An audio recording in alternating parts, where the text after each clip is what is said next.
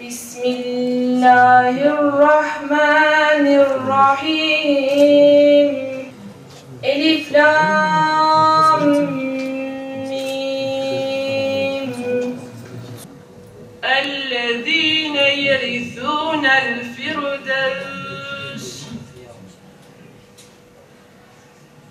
Hum fîhâ hâlidûn.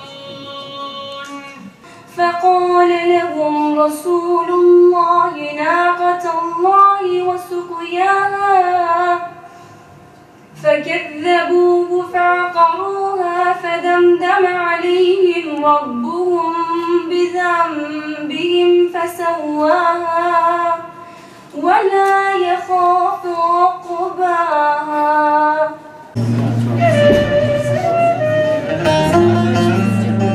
Hafızlık yarışmasında Ervanur Bilen öğrencimiz kendisini sahneye davet ediyor.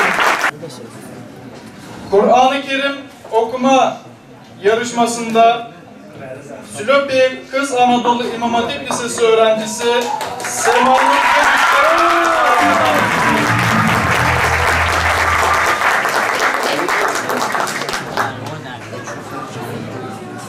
Genç Sesler Musiki Yarışması birincimiz ise Sülopi Kız Anadolu İmam Hatip Lisesi öğrencileri Ali Kartaş ve Elanur Oruç öğrencilerimiz.